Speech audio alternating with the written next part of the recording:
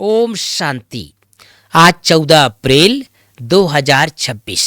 भाई बहनों, प्राणेश्वर जो परम पिता है, परम शिक्षक है और परम सद्गुरु है। तो परम शिक्षक की मुरली से मुख्य बिंदु बाप कहते हैं, क्या कहते हैं? विष छोड़ अमृत पीकर पवित्र बनो और फिर राजाई लो। विष छोड़ो तो फिर तुम मनुष्य से देवता बन जाएंगे। विष अर्थात विकार। परंतु विष छोड़ते ही नहीं है। विष के लिए कितना मारते हैं, तंग करते हैं। तब तो द्रौपदी ने पुकारा ना। बाबा कहते हैं बच्चे, द्रौपदी ने जो पुकारा वो इस समय का यादगार है। एक द्रौपदी की बात नहीं है। संसार में जितने भी माताएं बंधन में रहती हैं वो सब द्रौपदी जी का यादगार है।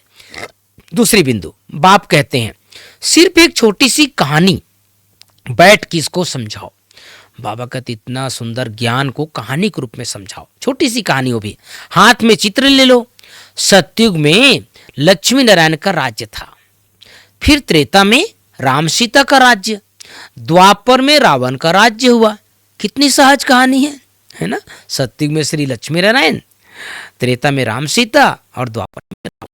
आज प्यारे बाबा की मुरली से मुख्य 5 बातें।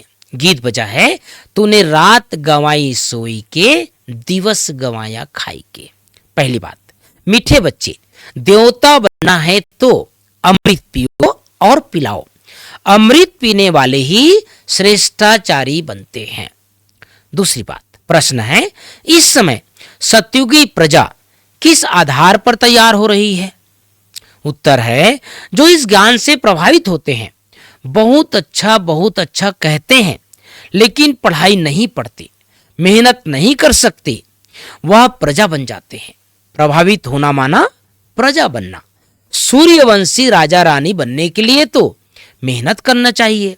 पढ़ाई पर पूरा टेंशन हो, याद करते और कराते रहें तो ऊंच पद मिल सकता है। आज प्यारे बाबा की मुरली में तीसरी बात, पारस बुद्धि बनने के लिए पढ़ाई पर पूरा ध्यान देना है। श्रीमत पर पढ़ना और पढ़ाना है। हद की साहूकारी का नशा, फैशन आदि छोड़ इस बेहद सेवा में लग जाना है। Hear no evil, see no evil.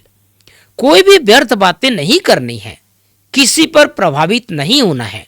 सबको सत्यनारायण की छोटी सी कहानी जरूर सुनानी है।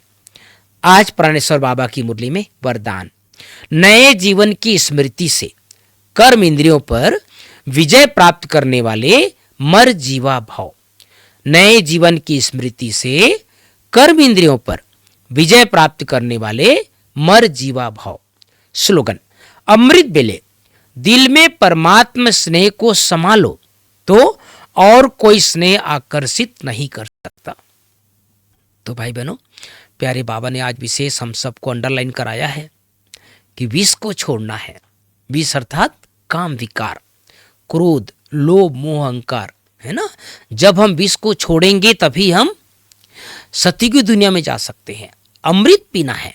और दूसरी बात बाबा ने बोला, किसी भी मनुष्य आत्माओं को जब सुनाए ना ज्ञान, तो कहानी के रूप में सुनाए। देखो, हम आपको एक छोटी सी कहानी सुनाते हैं और कहानी सबको अच्छा लगता है।